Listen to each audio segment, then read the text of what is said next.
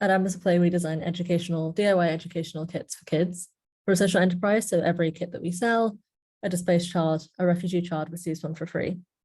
And I'm interested in education and migration for quite a lot of personal reasons, but I think it'd be helpful to provide some sort of context as to what refugee education looks like. Millions of displaced kids are currently out of school. Under 80% of displaced people are displaced for at least 5 years, which is a huge chunk of a child's development. If we're designing anything, that gives us some idea of how long that would need to be used on average at a minimum. The majority of displaced people live in exile in countries that neighbor their country of origin. And I think we already know this, but the total refugee population is growing. Political instability, climate change, everything I reference here, I'll link on our website and send to you, of course. But yeah, these statistics are things that we know from our visits in camps and in the people that we meet and stories of our own families and loved ones. So now that you have some sort of context of the landscape of refugee education, this is more as to how we even began. I had absolutely no intention of running a startup. I worked in tech and would volunteer at every role teaching kids how to code or run various STEM workshops. So that's science, technology, engineering, and math. Mostly is because that's how I got into tech. UCL had a computer science program, like a summer school version on cryptography during high school. And that's what I did. It was like for kids whose parents didn't go to university. And so I ended up volunteering and doing that. And I wanted to see in 2019 what that would look like in Eritrea, where I'm from. So I sourced a bunch of EdTech resources, AR kits, VR kits, and designed an offline curriculum, worked with teachers, watched them teach the students, and saw a good response where kids would say, I'm an engineer now. And I thought that was interesting and I wanted to learn more about what was going on there. But more importantly, I was asked to bring back useful toys, as there was a ceiling as to what they could do with the kits without electricity and the internet. So we were specifically asked to bring back DIY flashlights, also walkie-talkies, radios, and so on, but they said that the flashlight was the most important one. So I went back into academia and studied a master's in child development at Oxford, focusing on children's self-efficacy.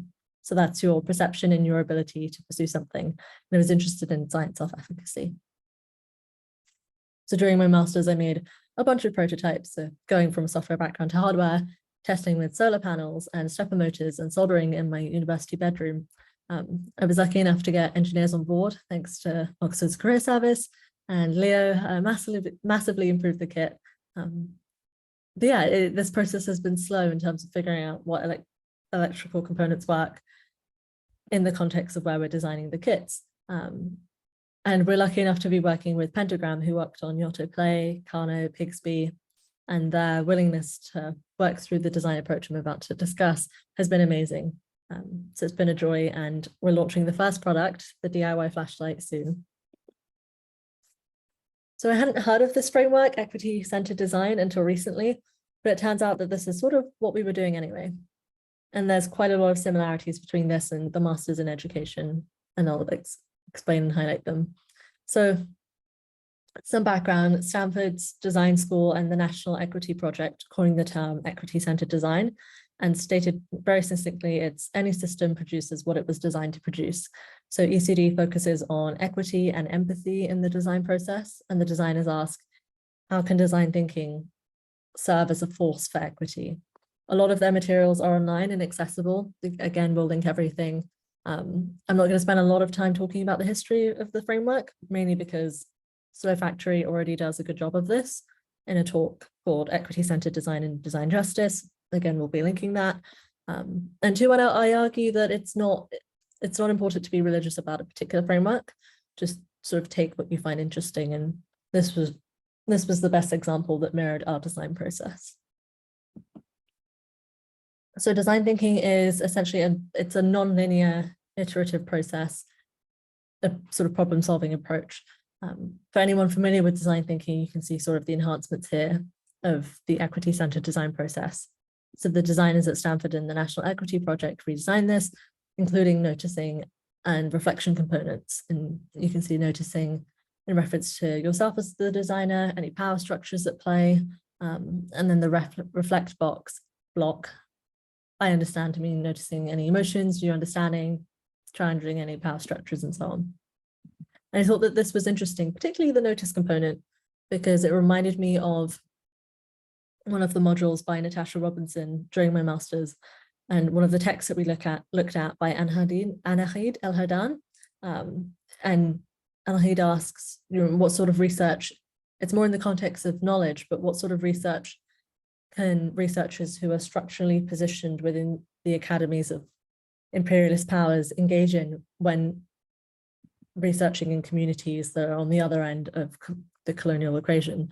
And so I know that that relates to more knowledge, but I think that also applies to social impact. Who is designing? What are we designing? Who does this serve?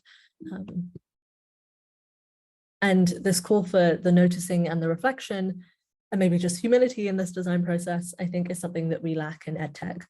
Or maybe that's because my background is in tech and that's what I see most of. This was something we also discussed in the Learning Technology Society module by Niall Winters. So how EdTech is, particularly within international development, oversold, underused, and not designed for the user in mind. Morgan Ames's book, The Charisma Machine, speaks, I think, to both the value and the dangers of charismatic projects that sort of promise utopian dreams. For example, the one laptop per child. Charisma is great, and she says here, it's great, you can rally resources for huge projects, but on the other hand, you have the founder, Negroponte, talk about dropping laptops out of a helicopter and coming back to see if kids can read, and that sort of mentality, or even the hole in the wall experiment. It was fascinating, but gets windswept under statements of like, drop a laptop anywhere and you fix education. It's both, I think, tiring and slightly lazy. And I could rant about this in relation to technology more specifically, or what living in the Bay Area felt like, even fundraising and VCs and just ridiculous wanting to believe in a quick fix solution. So everything from Ames's research in Paraguay, looking at the laptops not working and breaking down, to the design of the laptops, clearly demonstrates that there weren't as many opportunities for that noticing and reflection components. I use those examples not in any judgment. I think they're amazing. I think it's amazing to design anything, but just a recognition that maybe a more intentional design process or opportunities for that noticing reflection is necessary. Or maybe this is an entirely separate talk. What purpose does techno-optimism play in design or in the world in general? Yeah, so that's more of a process that I think mirrors our approach so far. Earlier, I mentioned that we've chosen a one-for-one model. So for every kit that we sell, a displaced child receives one for free. And that pretty much came out of, again, during the masters, I was teaching kids how to code in my spare time, and parents would want to buy the kits that we were making for displaced children or with displaced children as a screen-free alternative for their child, something that brought the textbook to life. And that led me to research more about STEM skills, how there's a shortage in the UK, but also a huge market for STEM toy kits, and how early exposure with STEM toys could foster self-efficacy. And I think our current education system needs our kits. My own experience just studying, science, and just studying for a specific grade, or you can't remember what you learned. And imagine if we had these kits, and imagine if every child could. I talk about it with my friends who maybe grew up with little resources also, and not as many opportunities of like breaking apart a remote or a laptop because everything was so valuable. So the opportunity to design an experience that encourages and sort of facilitates tinkering for as many children as possible feels great. And yeah, I put it's time to build, because I sometimes get frustrated about the idea of you can't talk about flourishing futures, or you can't talk about designing these new worlds without considering our kids who are going to be designing them, and how do we foster and enhance science self-efficacy, not just science self-efficacy, but general self-efficacy of like, you can build something. And from focusing on that in my master's, I have a greater understanding of how important it is that to have those early experiences, and how that can foster all that experience of master experience, as Bandura says, like that can foster your own self-efficacy, and think, I can be an engineer now because you literally were whilst you were building the kit. Yeah, so we're doing a one-for-one model, and one-for-one models can be inherently inferior. I think we've seen companies, dump stuff into countries in the majority world that people don't need or didn't ask for. And because we were specifically asked to design these kits, we're obviously designing them with displaced children who need them. But in terms of our design process, we're aligned to prioritarianism, which is the idea that we have an obligation to prioritize the child who's the most resource constrained or marginalized. This sounds pretty obvious. It wouldn't make sense for us to do a one-for-one model, say we're gifting displaced children kits and actually not design with them in mind, or not include them into the design process, or prioritize them in the design. This sounds pretty obvious.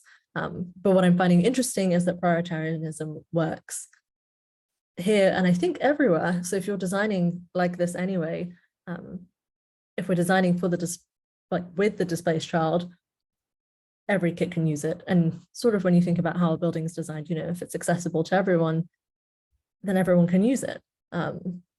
Or if it considers, so we're trying to, yes, we're focusing on the displaced child in our design process, but we find that it caters for everyone.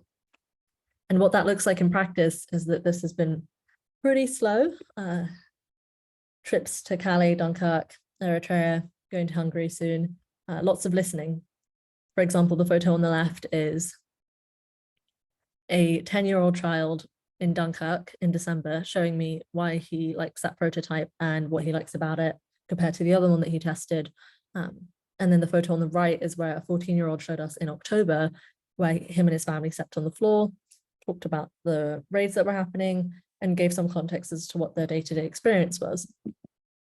And we learned so much. So in the prototype design stage, if, for example, the one that I personally love the most is if you can see the flashlight with the red top and the yellow band, sort of like a pepper grinder, you would twist it and the light would come on after you assembled it.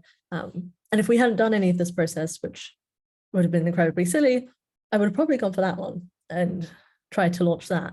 I thought it was playful and great, but kids didn't like it. And an example is that, when the French police are carrying out raids in settlements, can the torch fit in their pocket? And is it light enough to not, is it light enough and small enough to fit in their pocket, as opposed to being heavy and something that they would have to constantly take and carry with them, and that was inconvenient. So participatory work is, I think, forgetting the one-for-one model should be, from my experience of this so far, how we design anything at all times.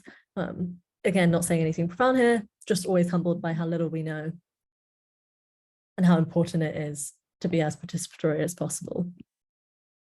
And so our main question is, can we design these kits and scale them?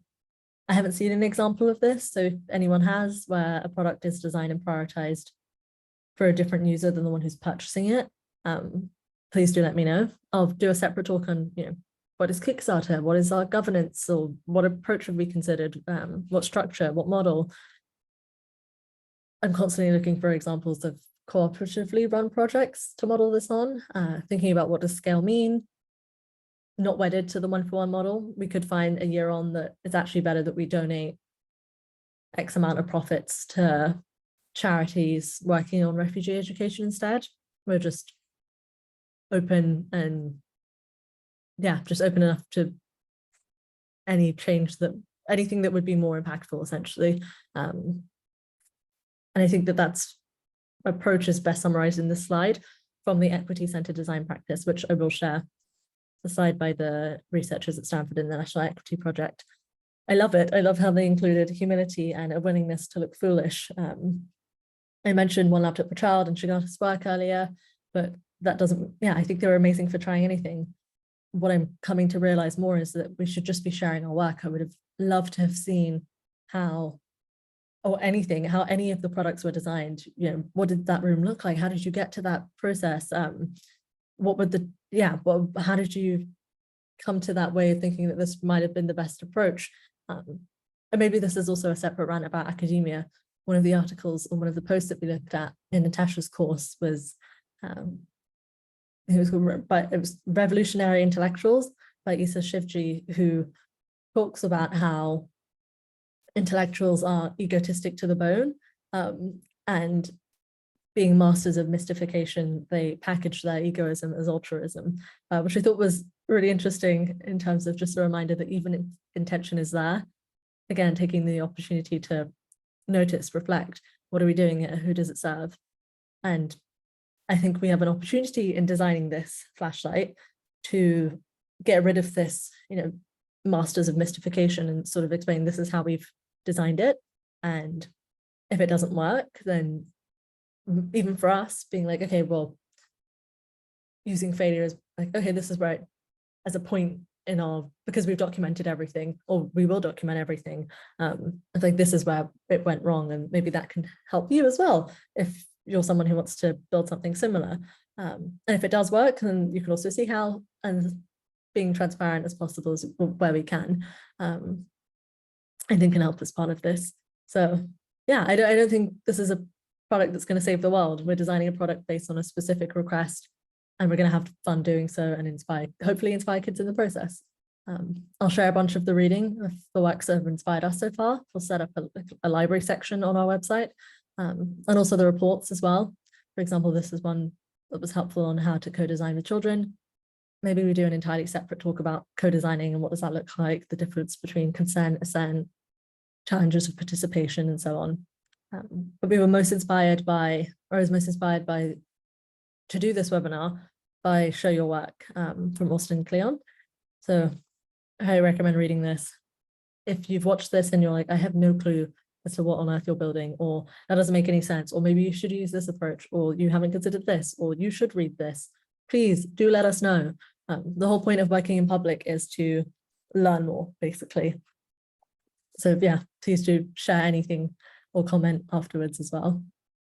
And as a team that has very little funds, very grateful to anyone who's taken the time of day to kindly help us, anyone working pro bono, answered a LinkedIn message, pointed us in the right direction of a cool program that helped us, for example, the Hogan Levels one. Just, yeah, thank you to anyone who's helped us get to this point. And that's it. So thank you. And if anyone has any questions, feel free to use the Q&A. I'll stop the recording.